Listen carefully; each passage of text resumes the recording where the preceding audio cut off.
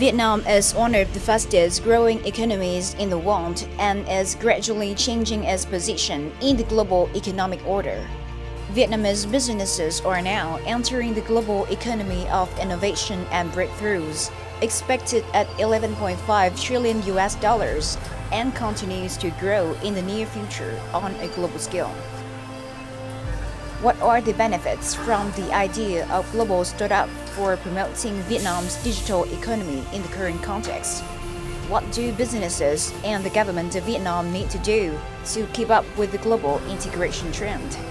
These are issues shared by domestic and foreign experts at the International Economic and Business Forum in 2019, organized by RMIT Vietnam in Ho Chi Minh City.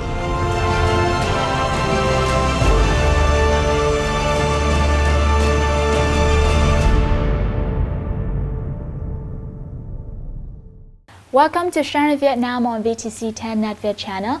As you may know, Vietnam is among one of the fastest growing economy in the world, and Vietnamese businesses are joining in the global scene of digital economy. And today, to know more about the phrase global startups, we have a talk with Dr. Victor Kang, the head of RMIT Asia Graduate Center, to know more about it. Thank you for being here with us today, Professor. First question, how do you think about the current Vietnam's digital economy? Well, I'll tell you, there's no question that the digital economy in Vietnam is growing.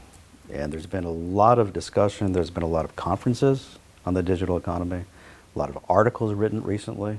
I think that Vietnam is unquestionably in a great position right now to grow the digital economy.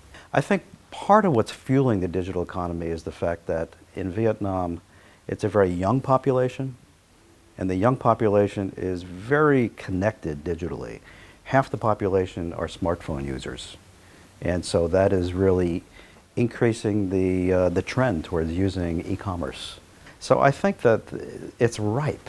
It is really exciting to be in Vietnam right now because a lot of businesses that have been already doing some kind of commerce are now transforming their businesses digitally. And I think it's going to be. In this year's International Business Forum, we have mentioned a phrase, global startups. So could you please explain more about this? Well, yeah, global startups really are, first of all, the word is startups, so we're talking about businesses that are starting up and they're looking for capital. But the real difference between a startup and a global startup is that the focus of a global startup is global. And so that's really what's happening here. And I think that a lot of companies that are thinking about starting up here in Vietnam, your question really has to do with the focus of what those businesses are going to be. And a global startup has to think outside the domestic market for revenue. And that's going to come in all kinds of forms. That might come from maybe a partnership with an outside firm to partner up to create digital business over and outside Vietnam, right? Or it could mean that a company itself, as a startup, is focusing, again, not just on domestic business, but is looking outside the boundaries of Vietnam to do business. Now, the beautiful thing about the internet and about Industry 4.0, which is based on the Internet of Things, is that any business can start up in Vietnam and immediately become a global business. Because you don't have to have a border around your business when you're virtual. You can create your business, reach out to other countries in Southeast Asia, or even all the way out to America and Europe. So a global startup really is about starting up principally as a strong business and having a vision to go outside the boundaries of one's country. And I think a lot of businesses are really thinking about that in Vietnam right now, to be global. It's an exciting time. What are the challenges that global startups confront here in Vietnam's context? You know, going global, whether you're going to be doing it digitally or through traditional commerce, has its challenges. Because first of all, I think a company has to have a very strong vision. It also has to have the infrastructure. And it has to have the people who work in the company, you know, the human capital, we call it, who are knowledgeable about globalization and e-commerce. I think one of the things that I know that the government spokespeople have been talking about is trying to build up the skill set of businesses in Vietnam to think about going global and to have the skill set to do that. And I think that Vietnam needs to really build up its manpower, particularly among the young, to develop skills. And how do you go global? What's the technology to go global? What's the business model for going global? And those are some of the challenges, I think. There are some infrastructure challenges in Vietnam, domestically, but also going global as well. I think that the government of Vietnam is really working on some of the technical infrastructure issues to support not only large enterprises, but you got to know that Vietnam has a lot of small and medium-sized enterprises. That's the base of business here in Vietnam.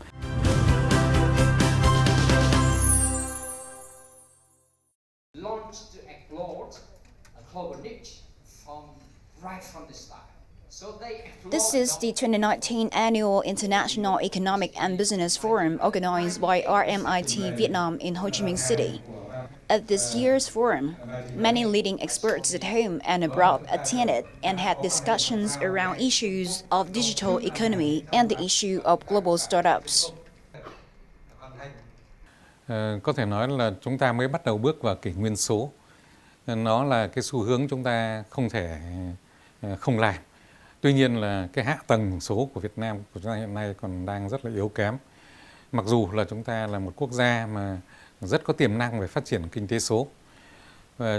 Nhưng mà chắc chắn là trong thời gian tới thì chúng ta phải điều chỉnh lại để có những chính sách phù hợp. Bên cạnh việc phát triển cái hạ tầng số, chúng ta phải phát triển nguồn nhân lực chất lượng cao phục vụ cho cái chuyển đổi số quốc gia.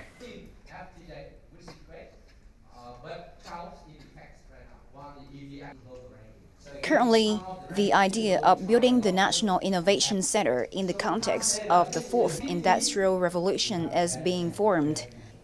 This center will prioritize focusing on smart factories, digital content, network security, smart cities, and environmental technologies.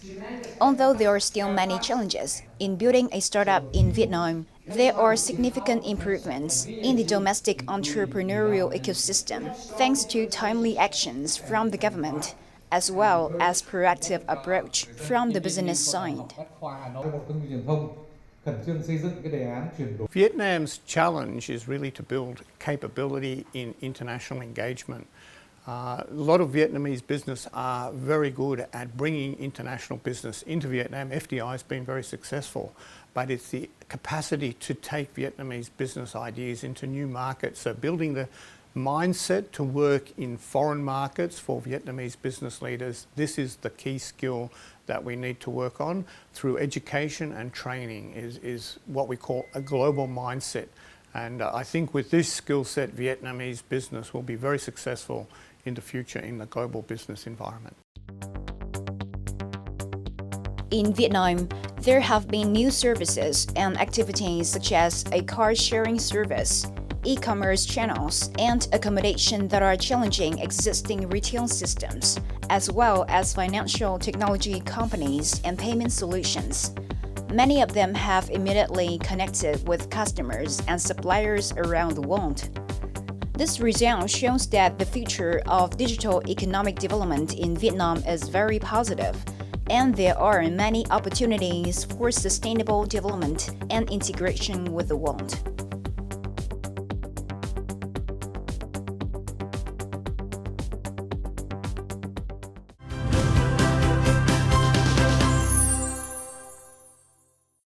So how do they overcome these obstacles and challenges?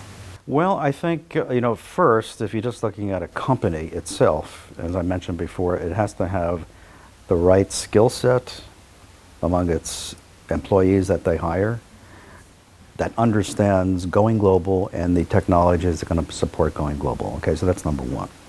Number two, the government needs to support the IT infrastructure that's going to enable some of these small and medium enterprises not only to do domestic business, but to do transact business in other countries, particularly in Southeast Asia. And I think that's part of the government's role, as well as industry associations here are well aware that a lot of the future success of Vietnam will hinge on e-commerce and digitalization. And I think that in order to overcome the challenges, I think the chambers who operate right here in Vietnam need to play a very, very important role in disseminating knowledge in skills in the digital transformation. You know, as I mentioned earlier in this interview about some of the trends, I think we're going to see a very healthy digital revolution here. Again, supported by the young population that's using smartphones. We're seeing e-payments that are taking off in Vietnam. Some obstacles there. I think the Vietnamese consumers have to be comfortable with e-payment. It's a fairly new technology in Vietnam. But to the degree that consumers are using e-payment technologies, that's going to trigger a very healthy future for digital enterprises here. I think that global innovation hubs that are really focusing on startup businesses are booming right now. And we're going to see an increase in a lot of innovative startup hubs, and there are some right here in the city, in District 1 and in Hanoi as well. So that's going to increase, I think, very, very strong digital revolution here in Vietnam. In your opinion, what are the actions needed to be taken by the government to nurture and develop the global startups of Vietnam?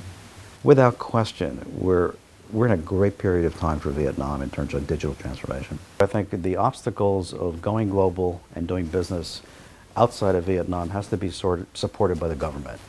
And the government of Vietnam is very much aware of that and trying to build infrastructure support around that, to overcome, you know, how do you do business and transact, not only your own country. So we're building the infrastructure right now, and certainly within the next 5 years, I think we're going to see major developments by the government to support infrastructure of not only government transactions with business and the people of Vietnam, but also transactions from business to business. The government has to partner multinational enterprises that have experience in digitalization in Vietnam, have to help kickstart that as well.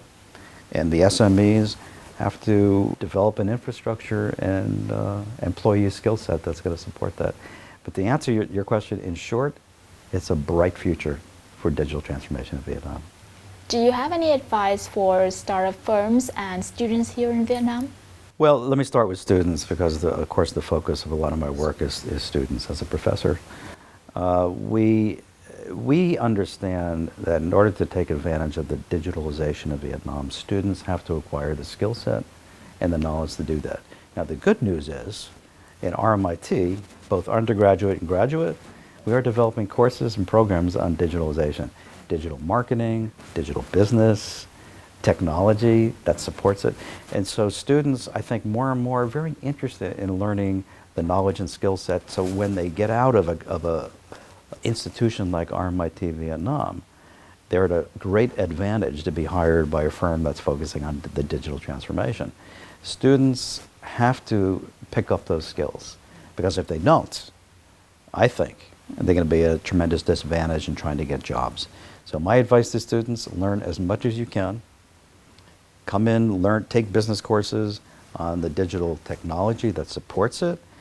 How do you do marketing? What is social media? All those things that are going to support the digital transformation. Students should be really connected to that type of learning. For businesses, again, you know, businesses have to learn a lot about how to take advantage of the digital economy. Not only from a business model standpoint, you got to make money, right? And so becoming a global, either it's global startup or taking your existing business and transforming it into a digital business where you can create business not just in your own country, that takes a knowledge, what we call paradigm shift, a new way of thinking, a new knowledge set from the people who own those companies, right? So I think there's a lot of learning.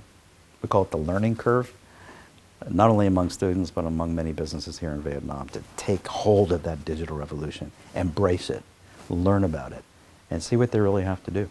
Thank you so much for all your sharings today, Professor. It's been my pleasure. This is the end of our show. Thank you for watching. Goodbye and see you again.